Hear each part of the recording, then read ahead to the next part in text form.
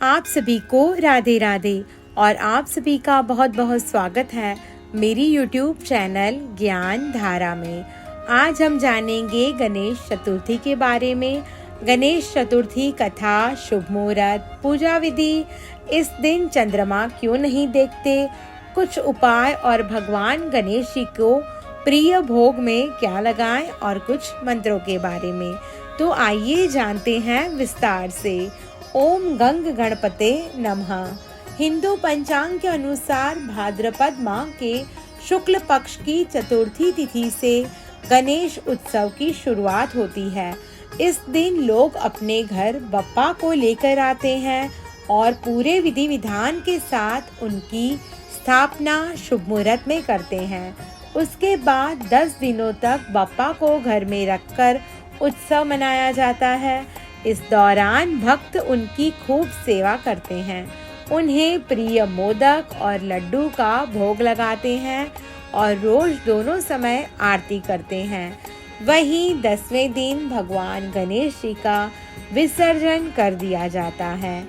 इस साल शुक्ल पक्ष की चतुर्थी तिथि 6 सितंबर की दोपहर 3:01 से शुरू होगी और इसका समापन 7 सितंबर की शाम 5:37 पर होगा।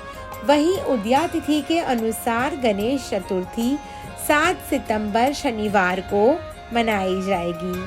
वैसे तो बापा के लिए किसी मुहूर्त की आवश्यकता नहीं होती क्योंकि वे विघ्नहर्ता हैं, लेकिन हिंदू पंचांग के अनुसार चतुर्थी के दिन गणपति जी की पूजा के दिन में 11:30 से लेकर यह मुहूर्त दोपहर में 1:34 तक का रहेगा। अब हम जानेंगे गणेश चतुर्थी की पूजा विधि के बारे में। गणेश चतुर्थी वाले दिन आप सूर्योदय से पहले उठकर स्नान आदि से निवृत्त हो जाएं। अब घर के मंदिर की साफ सफाई कर गंगा जल से छिड़काव करें। इसके बाद भगवान गणेश को प्रणाम कर 3 बार आचमन करें। अब बप्पा की मूर्ति स्थापित करें। उसके बाद भगवान गणेश को जनेऊ, वस्त्र, चंदन, दुर्वा, धूप, अक्षत, दीप, पीले फूल और फल अर्पित करें। पूजा करते समय भगवान गणेश को 21 दुर्वा जरूर अर्पित करें। दुर्वा अर्पित करते समय श्री गणेशाय नमः दुर्वांकुरान समर्पयामि मंत्र का जप करें। भगवान गणेश को लड्डू और मोदक का भोग लगाएं। पूजा के अंत में बापा की आरती करें। भूल चूक के लिए माफी मांगें और प्रसाद बांटें। अब हम जानेंगे गणेश चतुर्थी के दिन चंद्रमा के दर्शन क्यों नहीं करते। ऐसा कहा जाता है कि इस दिन चांद देखने से अपशकुन होता है और देखने वाले पर झूठी चोरी का आरोप लग सकता है। हिंदू पौराणिक कथाओं के अनुसार एक रात भगवान गणेश अपने मूषक पर सवार होकर घूमने निकले, लेकिन अपने वजन के कारण लड़खड़ा गए। यह देखकर चंद्रमा हंसने लगे, जिससे भगवान गणेश क्रोधित हो गए। क्रोध में आकर गणेश ने चंद्रमा को श्राप दिया कि जो कोई भी भाद्रपद माह की शुक्ल चतुर्थी की रात को चंद्रमा को देखेगा, उस पर झूठा आरोप लगेगा और समाज में उसका अपमान होगा। पौराणिक कथा के अनुसार भगवान कृष्ण पर सन्मंतक नाम की कीमती मणि चोरी करने का झूठा आरोप लगा था। ऐसे में नारद ऋषि ने उन्हें बताया कि भगवान कृष्ण ने भाद्रपद शुक्ल चतुर्थी के दिन चंद्रमा को देखा था, जिसकी वजह से उन्हें मिथ्या दोष का श्राप लगा। नारद ऋषि ने भगवान कृष्ण को आगे बतलाते हुए कहा कि भगवान गणेश ने चंद्रदेव को श्राप दिया था कि जो व्यक्ति भाद्रपद शुक्ल चतुर्थी के दौरान चंद्र के दर्शन करेगा, वह मिथ्या दोष से अभिशापित हो जाएगा और समाज में चोरी के झूठे आरोप से कलंकित हो जाएगा। नारद ऋषि के परामर्श पर भगवान कृष्ण ने मिथ्या दोष से मुक्ति के लिए गणेश चतुर्थी के व्रत को किया और मिथ्या दोष से मुक्त हो गए।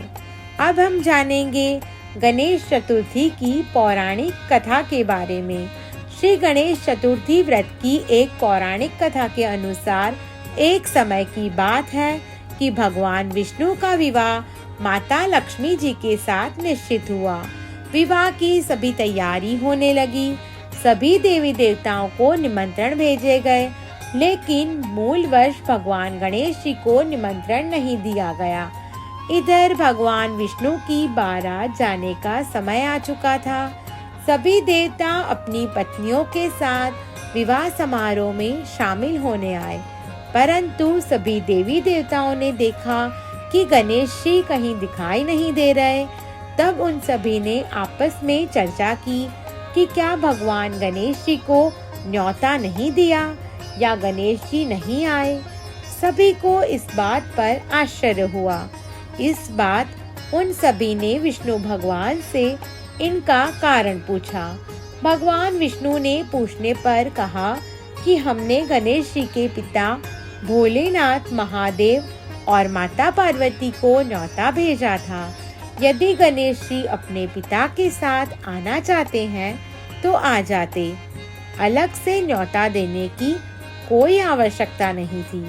दूसरी बात यह है कि उनको खाने में 1.25 मन मूंग, 1.25 मन चावल, 1.25 मन घी और 1.25 मन लड्डू का भोजन चाहिए।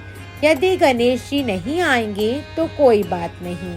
इतने में किसी ने सुझाव दिया, यदि गणेश जी आते तो उनको द्वारपाल बनाकर बैठा सकते थे।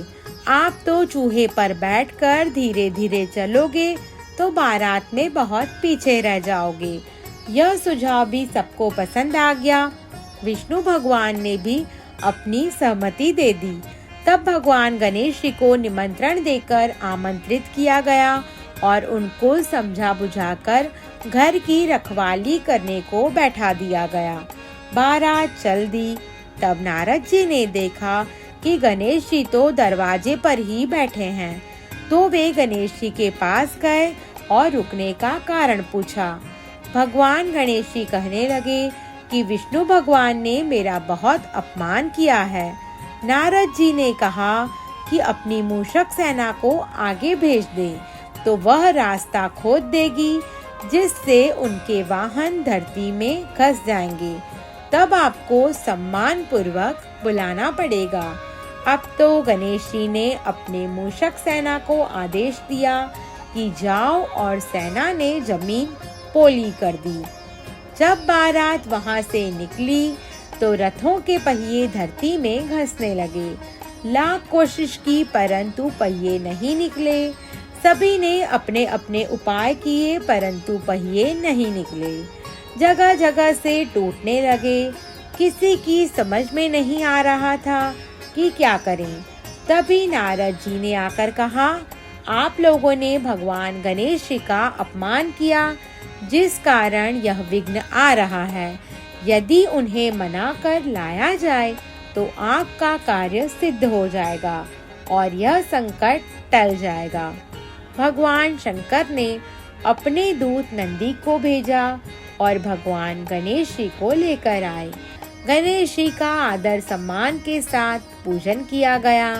फिर रथ के पहिए निकलने लगे और यह संकट टल गया। अब रथ के पहिए निकल तो गए, परंतु वे टूट फूट गए थे, तो उन्हें सुधारे कौन। पास के खेत में एक खाती काम कर रहा था। उसे बुलाया गया। खाती अपना कार्य करने के पहले श्री गणेशाय नमः कहकर गणेश जी की वंदना मन ही मन करने लगा।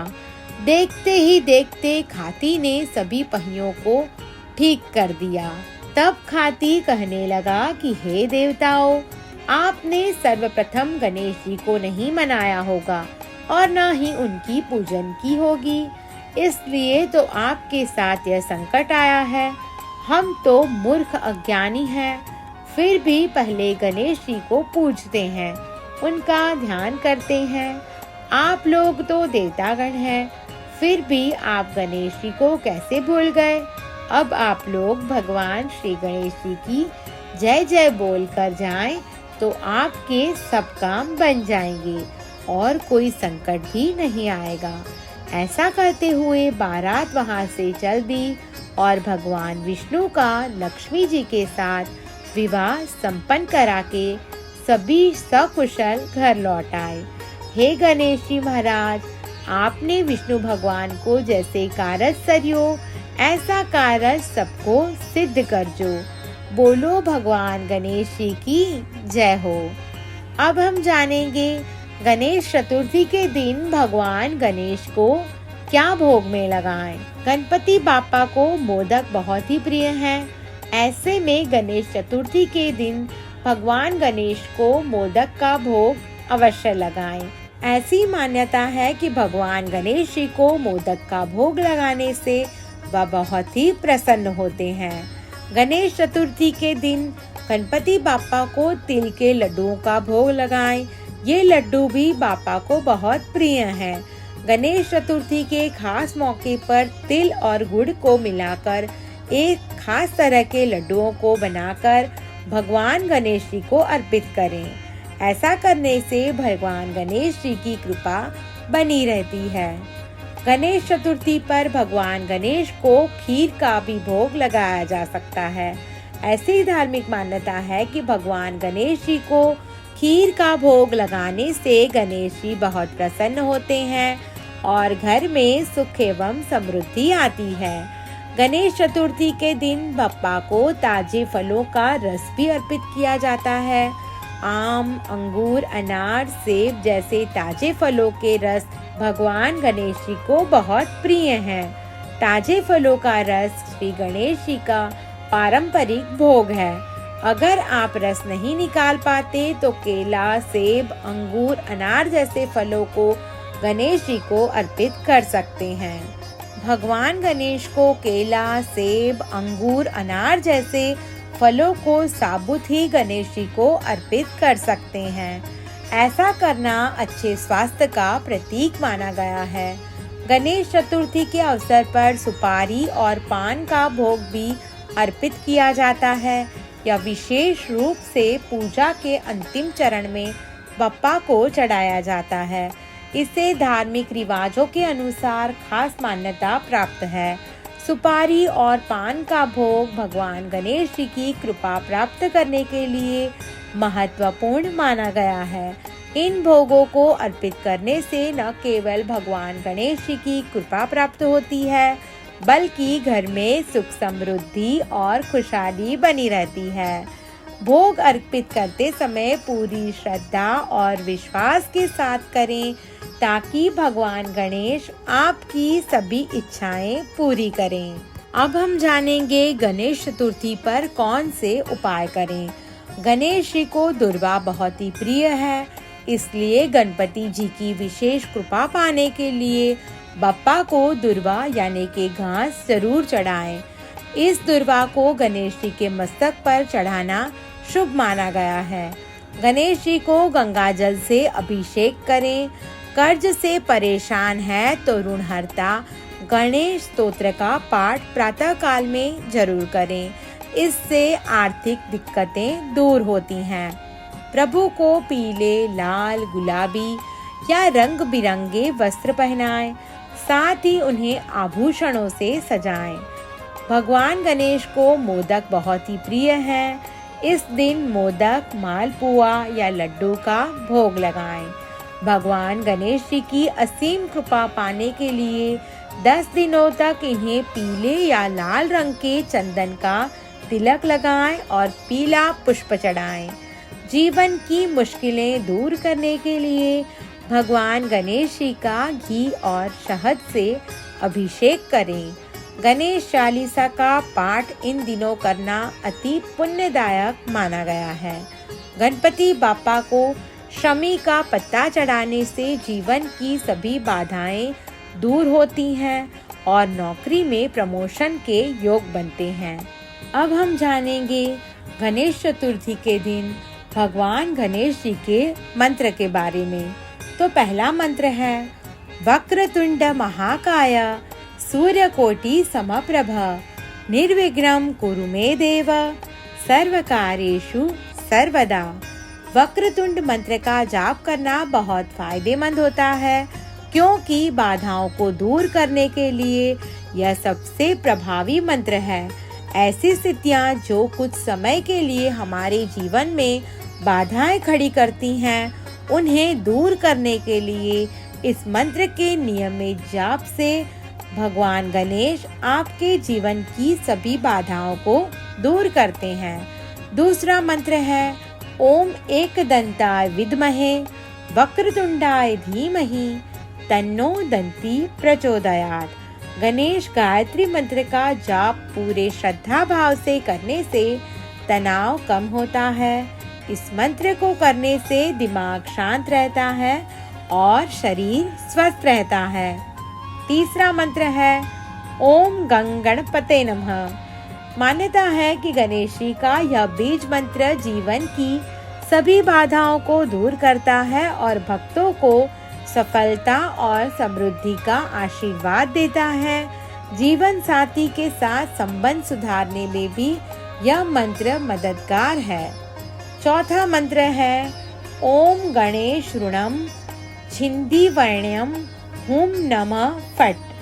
ऋणहर्ता मंत्र का नियमित पाठ करने से जीवन में वित्त स्थिति से जुड़ी तमाम बाधाएं दूर होती हैं और आर्थिक स्थिति मजबूत होती है। इस मंत्र के जाप से व्यक्ति को कर्ज मुक्त होने में मदद मिलती है। पूरे देश में बड़ी धूमधाम से गणेश चतुर्थी का उत्सव मनाया जाता है। गणेश चतुर्थी का त्योहार पूरे 10 दिन तक मनाया जाता है, जो अनंत चतुर्दशी तक चलता है। इन 10 दिनों तक श्रद्धा भाव से भगवान श्री गणेश की विधिवत पूजा करने से जीवन खुशियों से भर जाता है। विघ्नहर्ता प्रसन्न हो जाते हैं और सारे विघ्नों को दूर करते हैं। आप सभी को मेरी ये वीडियो पसंद आई हो तो मेरा YouTube चैनल ज्ञान धारा को लाइक, शेयर और सब्सक्राइब करना ना भूलें। ओम गंग गणपते नमः। धन्यवाद।